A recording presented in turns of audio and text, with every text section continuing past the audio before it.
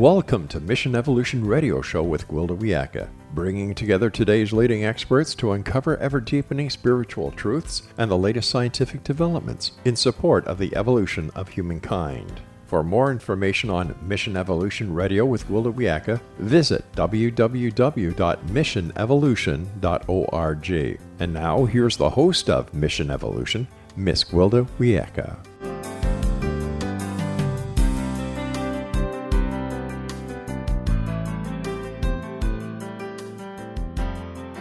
Hello, I'm so glad you can join us. This is Mission Evolution, bringing the latest knowledge from today's leading experts to support your evolutionary process. This hour will explore elevating human consciousness into life mastery. Do you ever feel like you're just staggering through life, following someone else's script? One, possibly written by some relative you never knew long before you were born? Do you have a sense you're falling well short of your potential, yet you don't know what that potential is? We all feel like that from time to time, but probably never more so than now, as when all the rules are changing and everything is up for grabs. With us this hour to explore consciousness, life mastery, and human potential is Dr. Sue Morter, an author of The Energy Code, the 7-step system to awaken your spirit, heal your body, and live your best life. Dr. Morter is an international speaker, master of bioenergetics theory, and quantum field visionary. She utilizes embodiment of high-frequency energy patterns to activate full human potential. Her website, drsuemorter.com. Dr. Sue, thank you so much for joining us on Mission Evolution. Oh, it's my pleasure to be here. I'm always looking forward to where we get to go in these conversations. It's always a great time. I'd like to start out with your bio states you're a master of bioenergetic theory. What is bioenergetic theory and what does it mean to be a master? Sure. So what we know is that everything is energy. Quantum science is showing us that everything in the manifested world is actually just energy. And linear physics has shown us for decades that physical items, that the chair you're sitting in, the screen that people are watching, is energy that is just compressed into form. And so everything that we're looking at is energy. And energy is vibrating at different frequencies, and those various frequencies are what determine our experience of that energy. So the physical body is also made of energy, and that energy is supposed to be flowing through the body in a particular pattern of flow. And if it is able to flow in the pattern that it's designed to be flowing in, the body is self-healing and self-regulating, and we are able to heal from an injury or to produce greater strength in the body because of this vital force that is flowing and circulating. And so bioenergetics are simply the energy of the body, but the body's energy. So we are working at a time with natural healing in this world that is quite profound. And it is a time where energy medicine is a term that never was even coined before. And so now we get to utilize this movement of energy as a means of healing and providing greater sense of well-being with various techniques and technologies. So anything that moves energy in the body or for the body is considered a good modality when it comes to energy medicine itself. It seems like, clear back from the hippie era, good vibrations, okay, frequency has been being talked about, but I don't think we understand it real well. Where does this energy come from and how does it impact us and how does it get distorted? So everything is energy. So that's the point. There is a unified field of energy that is what is. So when science was trying to figure out what is the basic fundamental element that our world is made of, because they thought that if they had an understanding of that we could better manage it or even manipulate it toward our better being as a species. And so they've discovered that they boil it down to the fact that energy is just this potentiality that is sitting there, and we can start to gather that energy for our use. Our minds have the capacity to do this as well. That we attract and magnify particular energies into particular forms and patterns that that will either allow for a life with ease and grace, or one that feels like we're constantly hitting up against obstacles all the time. So we're living in a world that is made of energy, and how that energy is formulated into patterns and structures is what quantum science is showing us is largely up to our own consciousness, that our states of consciousness ultimately determine how the energy formulates in our personal lives and how it flows through our personal lives. Basically, quantum scientists would hook up equipment to test if the basic foundational element of the world as we know it was matter or if it was energy. And when they set up the equipment to test to see if it behaved as matter, it did. And when they set up the equipment to test to see if this basic foundational substance operated as energy, it did. And so what quantum science has determined is that we basically find what we're looking for. And if we are more conscious and more aware of what it is that we're looking for, then we open up a world of possibilities to ourselves. And so it is the profound question is, what is this stuff? And the answer is yes, it is what we are making of it. And that is determining the life experience that we are having. Well, it certainly sounds like the buck stops here. Yes, it does indeed. And that's going to take us into some fun things about manifestation. But first, I'd like to get into, most people view health as simply not being sick. What do you mean by heal your body when you speak of heal your body? Well, we're always perfecting. If the body is allowed to be in its natural process, it is always perfecting itself. It's designed to do so. If you cut yourself, it heals, it mends over. If you break a bone, the body knows what to do to heal that as well. And if that isn't happening, there's a reason. And it is because this energetic pattern isn't allowed to remain established as it is designed to be, or it has never really been functioning as it was designed to flow. And so healing is the perfecting or the reconfiguration again of this energy flow in our system, the way that it is designed to flow. So yes, people think of health as the absence of disease, but someone can be not as highly functioning as they could if this energy system isn't able to be flowing the way that it is designed to. They may not have direct symptoms automatically on a given day, but they could be sitting just sub-threshold so that they are more subject to their environmental changes, whether it is a virus in the community or whether it is a stress load or a physical injury. If someone's energy is flowing the way that it is supposed to, they will heal from an injury automatically. The body is built to do that.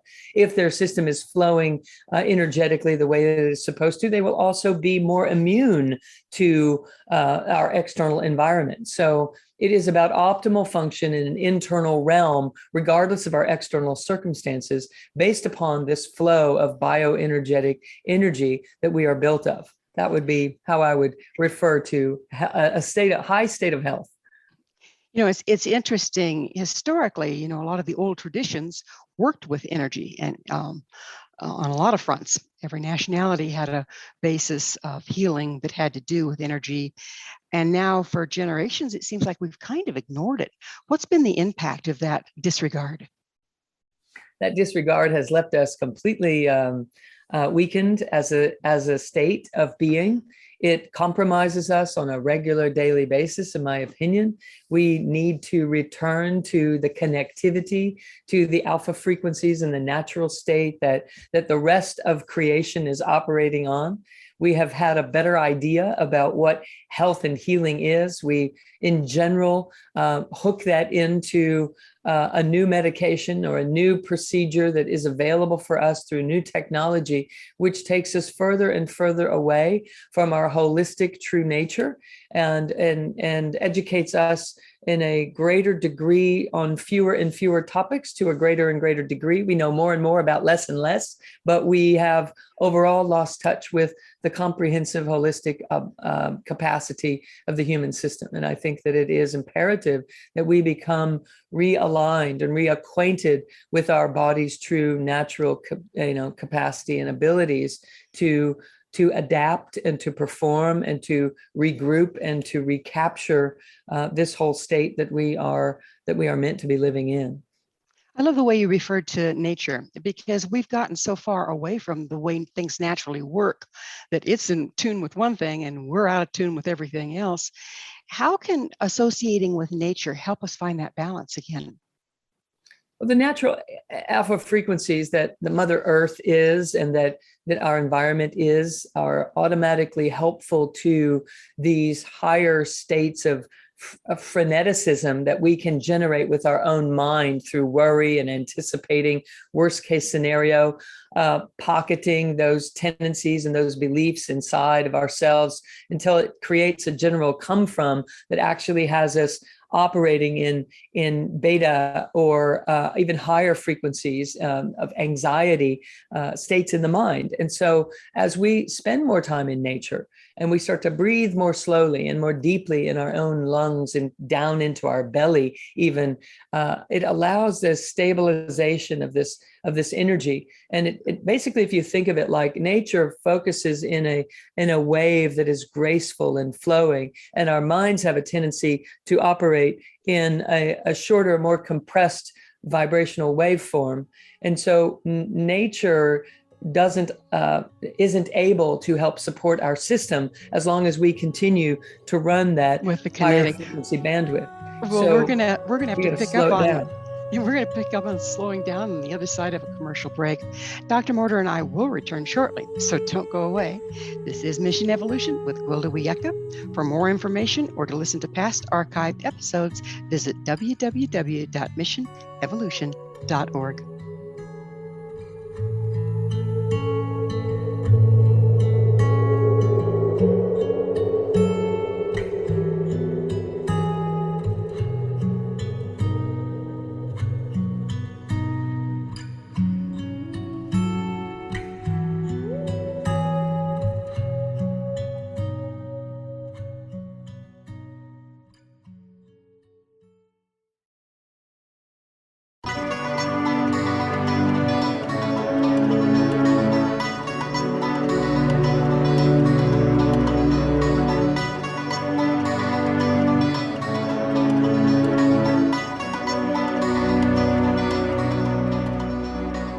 Hello again.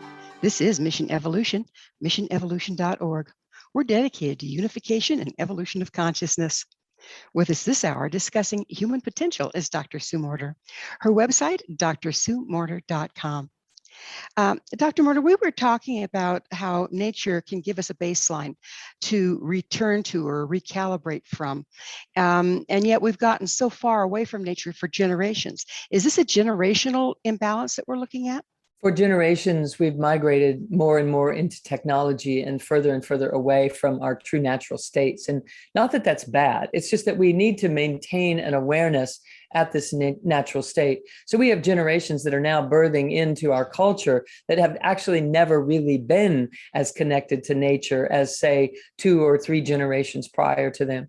It used to be by force that we were out in nature more, preparing our own foods and working in those sorts of ways. And technology has certainly created a lot of conveniences for us, but it has also compromised that natural connection that is imperative for us to be able to generate the feedback into a natural biome. And the biofield is being compromised by not only not being out in nature, but then in addition to that, being placed in front of, computer screens and such. Now we need to do such for education and for awakening, but it is imperative that we also spend time balancing that out so that we can stay grounded and integrated in our lives if we're going to expect our body to do what it was built to do in the first place. So when a person starts doing that, starts recalibrating with nature, starts trying to calm down the system into the frequency, that nice smooth flow you were talking about, does that bring up a lot of our unprocessed issues emotionally, physically, spiritually, mentally? It sure does. And nature can also help us with that. However, if we don't maintain a consistent space of that capacity or that allowance, if you will, then what happens is we constantly are building up more unprocessed energy. We're building up unprocessed emotion. Unprocessed emotion is probably the number one cause of breakdown of our own immunity and our ability to heal, because that energy that is compressed and stuck in a pocket somewhere is consuming a tension of this flow, and it's creating blockages in the natural flow of the biofield. And so as we do create more spaciousness, this stuff will naturally come up to be surfaced so that it can be processed, because if left remain unprocessed, it becomes a threat. So the body is naturally built to survive, and it's going to address the greatest threat that it can find on any given moment. And as soon as we slow down, it starts assessing what is below the surface of the consciousness in the subconscious. So the subconscious is constantly trying to up-level it to a conscious level so that we can do something about it, so that it doesn't become life-threatening, which it does over time if left pocketed. It creates acidosis in the body. It creates a block in the energy flow. Healing patterns decrease, survival patterns increase, chemistries in the body jump into fight or flight, and the next thing you know, we're just trying to survive another day. And that has nothing to do with healing. That has to do with survival. Two very different topics. It seems like from what you're saying that we tend to, well, it's universal, big boys don't cry, blah, blah, blah. We tend to block things. In any place you have a block, energy doesn't flow anymore, and you're setting up for illness. Is this what I'm understanding you to say? Exactly accurate. Mm-hmm. Okay. So it's important that we learn how to feel what we're feeling, how to have it, how to pay attention to it. It doesn't mean we have to write a story about it, but we do have to feel it. We do have to process it, and just being with it, and the emotional state and breathing, that alone is one of the most profound things that we can do to shift our body's tendency to jump into survival physiology versus moving into a healing and processing state. And if we are indeed blocked, aren't we creating and manifesting from those blocks and the beliefs around them rather than our free will? Indeed, we are compromised in our come from. So we're processing in a compromised state. So everything that we build and every project that we engage in is beginning in a compromised foundation. So it almost has no choice but to reproduce for us more of the same.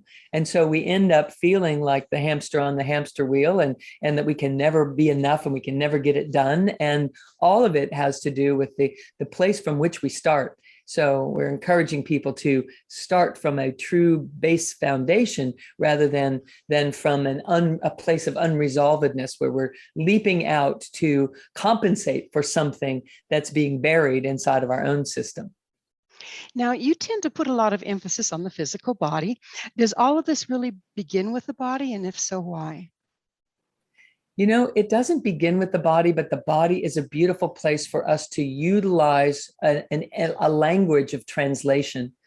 If you think about it as our essential soulful self, the true self, the authentic self, is constantly emanating energy. And that begins in the deep core of our system, deep in the gut, deep in our heart of hearts, if you think of it that way, deep inside of our authentic selves. And it's constantly radiating and emanating energy. And that emanation ripples through the body.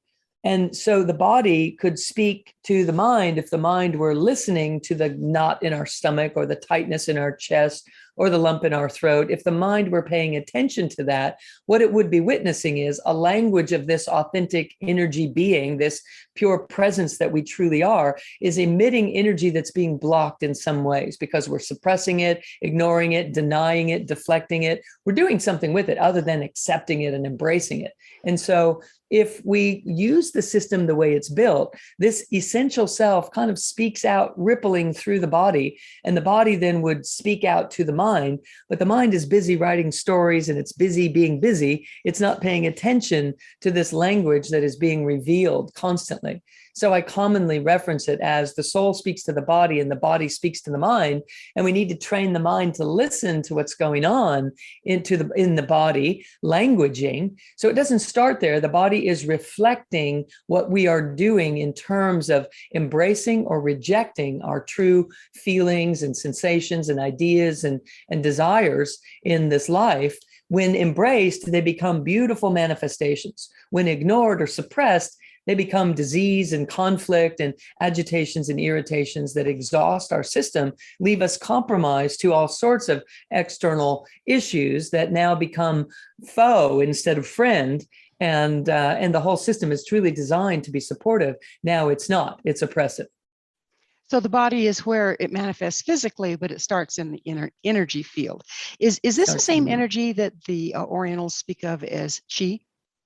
Yes, it would be. It's chi with consciousness. It is the innate intelligence that natural healthcare practitioners were trained to refer to as this guiding light. Yes, in the Eastern culture, chi. In Egypt, it would be ki. It is. There are many different names for the energy flow, but yes, it is the same. It is also the same energy that is captured on camera with a computerization called Carillion photography, which is the aura, which is also referenced. It is the biofield, which is kind of a newer term that incorporates other organisms inside of it as well. But the foundation of it is everything is energy, including us, and that healing innate energy that acupuncture uses as well to reroute with the needles and the insertion of them.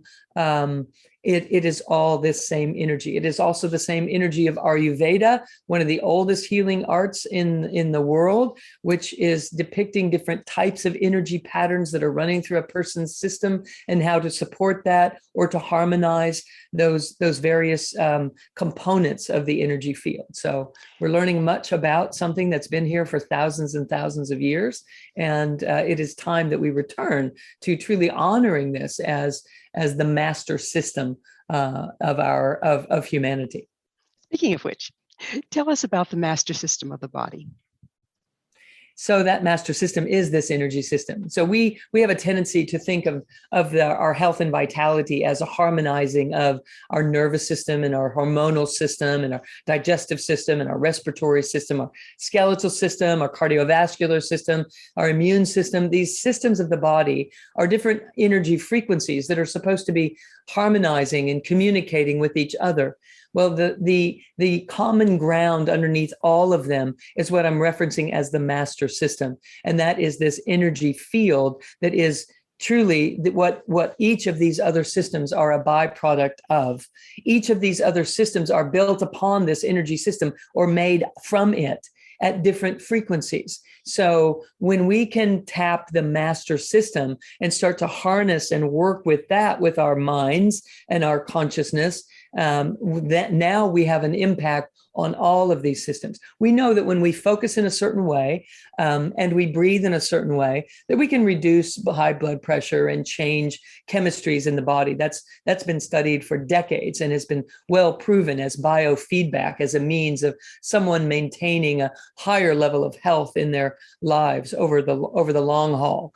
And so we're just enhancing that and being preemptive with it, and not just trying to chase a symptom and balance it out, but really start to bring some consciousness to, well, what is that system? If it can help when we're already in trouble, what if we were learning to manage it in a way that prevented us from ever getting into trouble? What if we could utilize that?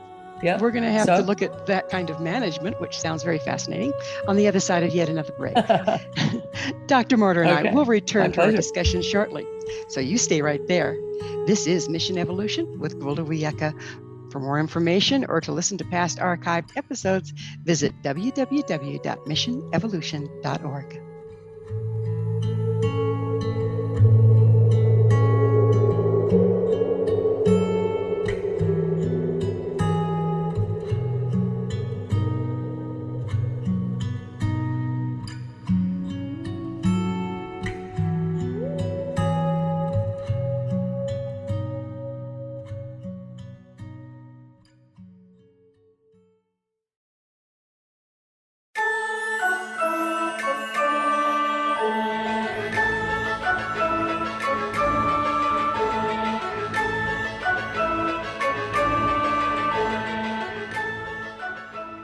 Welcome back. This is Mission Evolution, missionevolution.org. Our guest this hour is Dr. Sue Morter. We're speaking about energy patterns and evolving human potential. Her website, drsuemorter.com. Dr. Sue, we were talking about this as you were speaking. It's struck me as like a tuning a piano. If a piano is out of tune, the music it plays is gosh awful. And yet, if it's totally in tune with itself, it doesn't have to be in tune with anything around it. However, you're talking about setting that tuning, like if you're doing a piano, you set the tuning of the piano to a particular note that the entire orchestra can agree upon. Are we doing the same thing with our physical bodies by setting our tuning to that of the earth and then to tune it to itself? Absolutely, very astutely put. And the earth literally receives energy from the sun, and our physical body receives energy from the earth. And when we can align our minds to stay in tune with that, we won't interrupt it. And a byproduct of that is we can absolutely harness this power and use it to our advantage for healing or for increasing our endurance or our capacity on every level. We change emotionally, we change mentally when this connectivity is perceived. When the mind can perceive, even at a subconscious level, that there is a frequency here to support it, then it doesn't start running stories and it doesn't start overthinking. It remains connected. It is now serving something greater than itself. And we know that everyone always feels better when they're in service to something. Well, the mind operates in the same way. When the mind is in service to something bigger than itself, it's relaxed. And when it stays relaxed, it doesn't interfere with our body's natural ability to heal itself. You mentioned that we become separated from our parts, physical, emotional, mental, and spiritual. Would you go into that a little bit? What causes this separation and what do we see as a result? Well, I kind of describe this in a very fun way. It's kind of like when we land here, we splat. And our body goes one way, our mind goes another, our breath goes another way, and we're just kind of hanging out in this dispersed state. And we live the course of our lives attempting to pull all that back together in a reintegration. And what happens is we have to build the circuitry to support that, because our system, when it's in this splat, we get associated with the mind of all those things. We get attached to the mind. We put our attention on the mind because the mind is the one that's going to get up and see if we're safe and figure out what we need to do differently and strategize and protect ourselves, etc. But then we become infused in this mind. And these are great states of consciousness that we develop when we peel ourselves off of the mind and realize that we are not the mind, but we have a mind and we have a body that are here to serve us. That we are more than our mind. And this is what thousands of years of meditation have been trying to teach humanity. That is so significant in terms of finding our true state of health, that we have to learn to separate ourselves from our beliefs and our thinking machine. Otherwise, we get so infused in them, we start perceiving reality based upon what the mind is conjuring up in terms of protecting itself. But the mind will always operate from a state of duality because it's not the whole of who we are. It's only a part of it. So the byproduct of that is that it's always searching for that more and that something more and something better, improving upon and making these distinctions, oftentimes leading to judgment and a collapse of the system. So what we're doing is teaching people how to peel themselves off of their mind and to get their mind in service to them instead of their mind controlling them and putting it in the right role. So that now we can engage the mind when it's appropriate, but we leave it set and just simply observe and witness rather than thinking and really analyzing and over processing life so much. So often people end up living in their heads as an attempt to survive, to figure out what they need to do. And it's a very painful way of living. So what we're doing is teaching people how to drop back into the true core essential self who has a mind and has a body, and allow these faculties of ourselves to be in service to something greater, rather than the runaway train that the mental body alone can do. So each of these are different frequencies. Our energies that are our mind as we use them, the energies of our emotional states as we experience them, the energies of our own chemistry body, and then the energies of our own physical body. They're all different vibrational frequencies.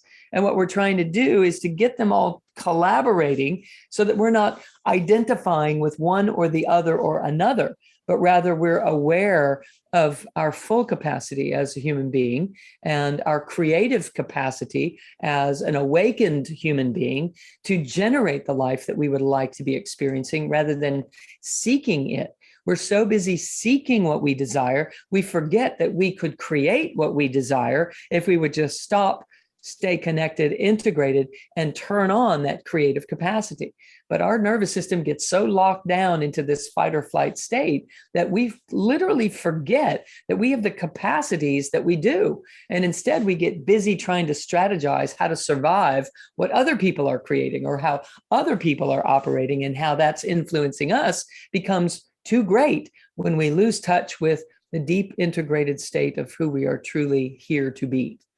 I love the way you say that, because when we're so caught up in our fear, locked in the back brain, that it jumbles our frequency to the point that we can't be creative, that we don't have access to our ability to manage matter at the quantum level. We're just kind of along for the ride. Is this what you're saying? Totally. Absolutely. You nailed it. And this is the plague of humanity. This is what really has us operating in states of unhealth, of states of lack of well-being, of states of extreme fear. I feel it's at the foundation of everything in our outer cultures that are conflicted, all the way up to the highest degree of health discomfort, and even into social discomforts, and the issues that even lead to such extremes as war, et cetera. It's all because we're not in touch with this true, authentic self. And so we get defensive, we get protective, we get survival oriented, and we get carried away. And when the emotions rise, logic decreases. And when it intensifies in the outer world, we can't access our creativity because the body is built to survive. And when it is threatened by some perceived threat, it might as well be a real bear about to eat us, because we respond as if it is real, even if there hasn't been a bear in our lives ever or for many, many years. The way the system works, it can lock down a trap door that has us locked into this fight or flight protective and performing state that keeps us from being able to truly tap our creative abilities to resolve and to love. Yeah, and there goes your ability to make a new solution to an old problem right out the window, because you're stuck in the back brain. Right. So many people. Just more of the same. I'd like to talk about victimhood. Many people view life as something that just happens to us. And I understand your views differ from this. Would you go into it a little bit? Absolutely. Quantum science is showing us that we are literally creating our reality. We don't know that we are until we do. And we unconsciously are driven by this until we're not. Once it becomes conscious, we can catch it. We can catch our tendencies to write a story. We can catch our tendencies to be in a state of fight or flight and to then react accordingly.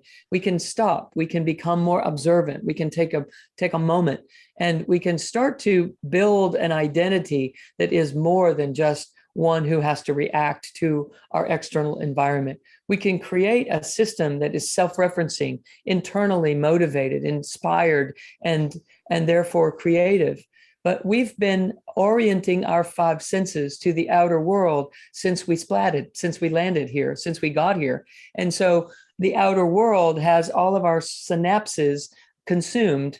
And if someone else is unhappy, we're unhappy. If circumstances are not going well, we think that it's directly impacts us. We are here to learn that it comes from the inside out. For instance, success doesn't come to us, it comes through us, it comes from us. And these types of realities are something that we as a culture, by and large, have not been exposed to. We think that because you did that, of course I'm upset. Because you say that, how else could I feel? And we get lost in that. All of us get lost in that from time to time.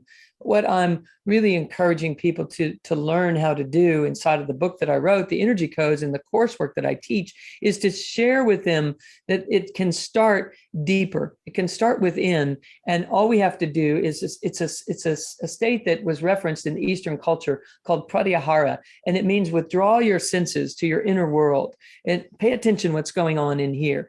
It doesn't mean close off the outer world. It just means pay attention to what's going on in here and honor it, and begin to develop a sensitivity based upon what is flowing through this system and where those energies become blocked. When someone walks in the room that triggers you, there's a reaction in your body, in your chest, in your throat, in your gut, somewhere.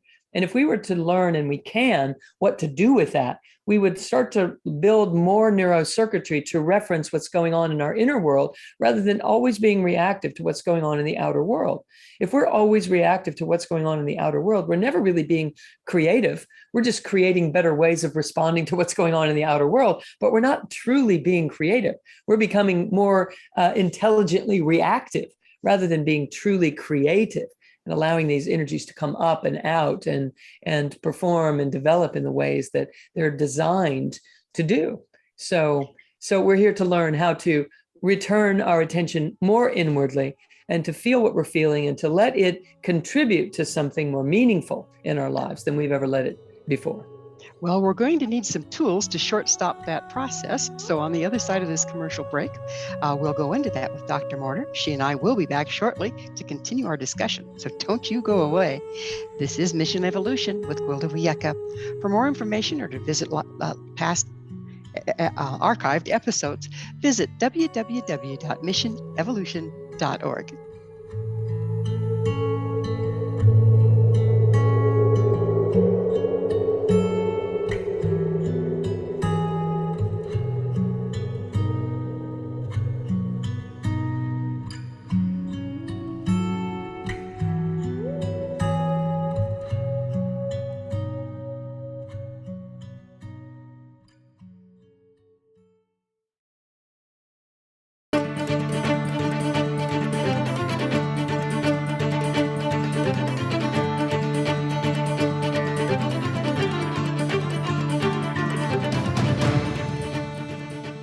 Welcome back. This is Mission Evolution, bringing together gifted people of service to the world.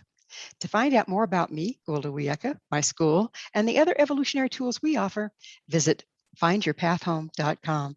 This hour, we're sharing thoughts with Dr. Sue Morter.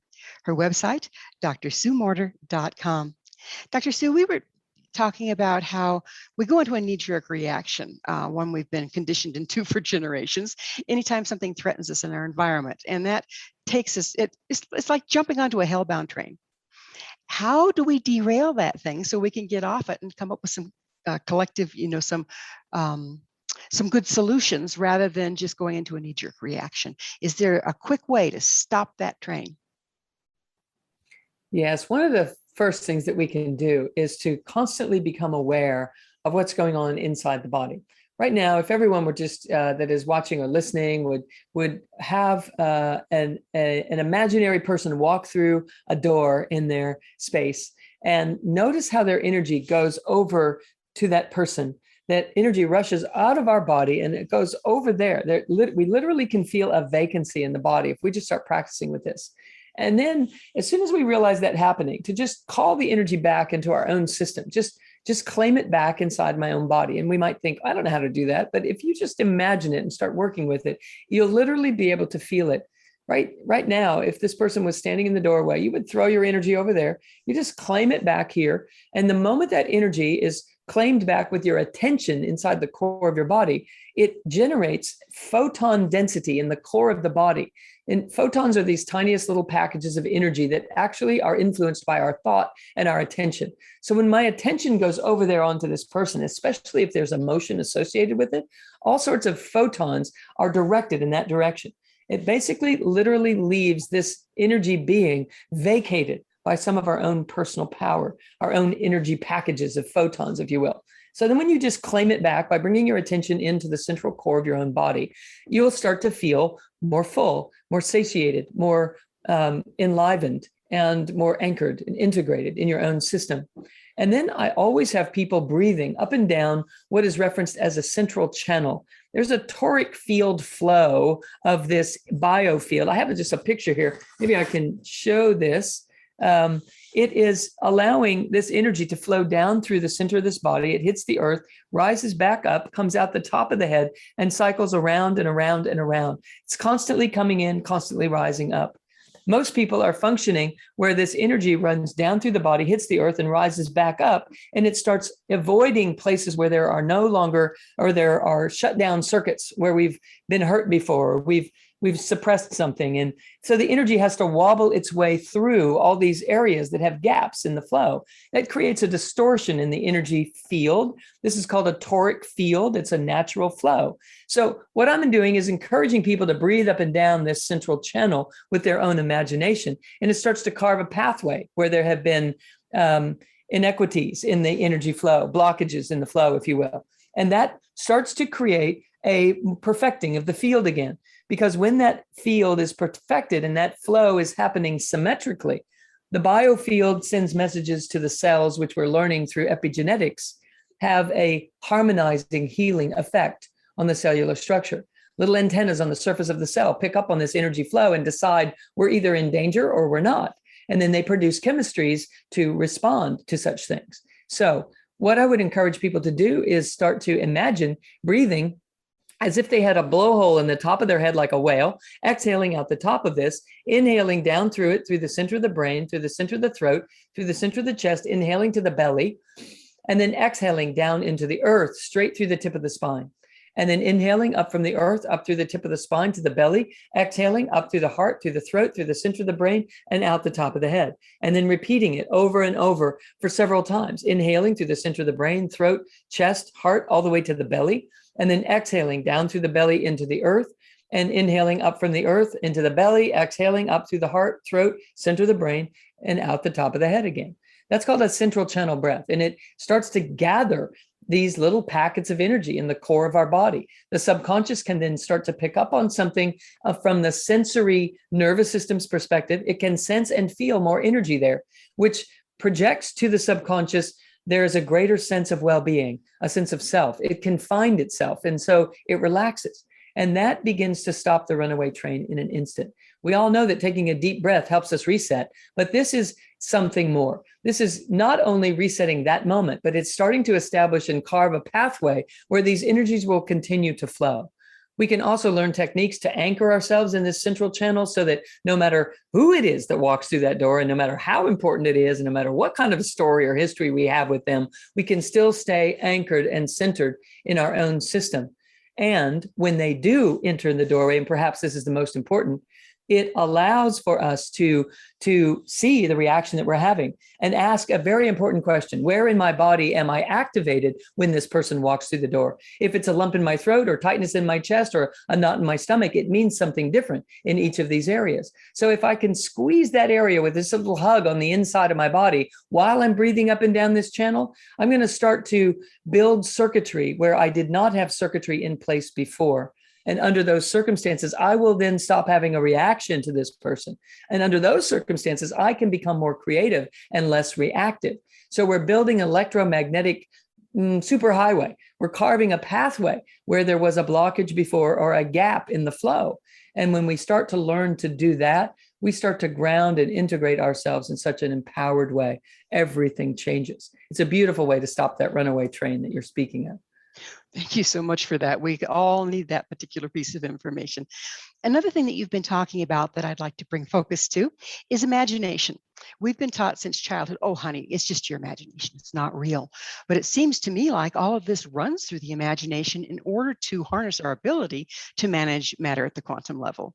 Yes. Well, you can imagine that if we, to coin a word, right, one can picture that if we had a natural part of ourselves that got marginalized early in our lives, and we've been living up our lives without that part of ourselves, but it happens to be high creativity, highly creative, our imagination, it is the expression of our creativity.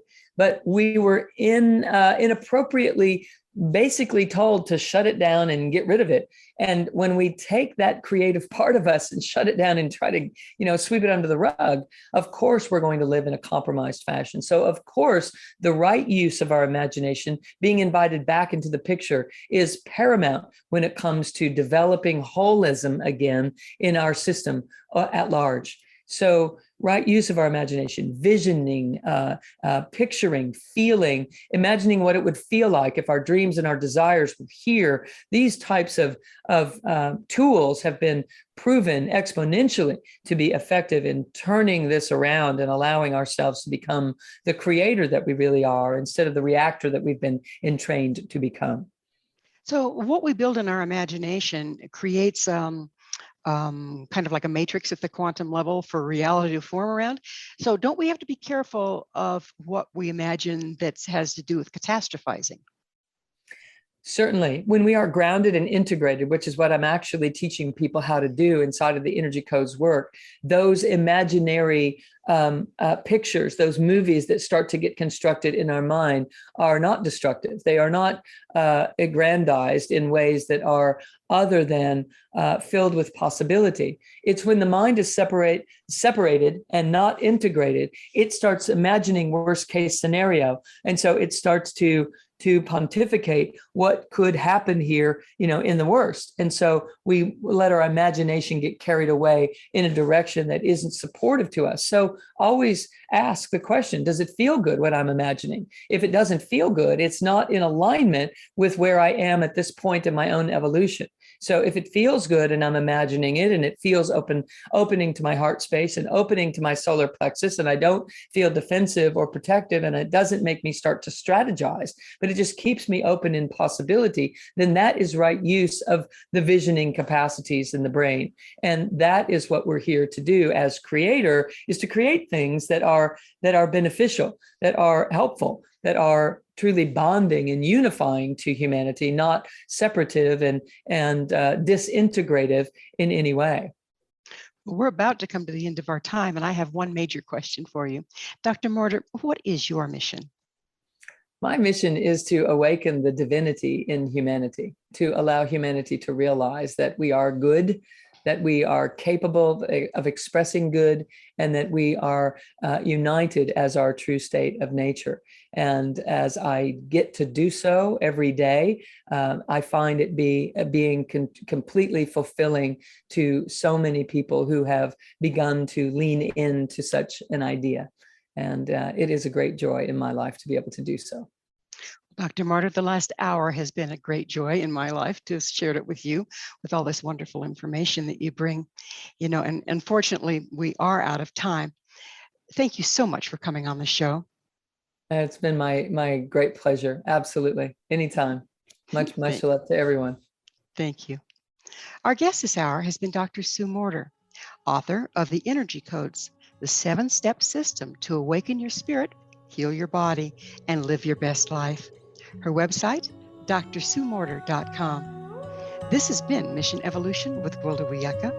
For more information or to listen to past archived episodes, visit www.missionevolution.org. Please join us next time as this mission continues, bringing information, resources, and support to an evolving world.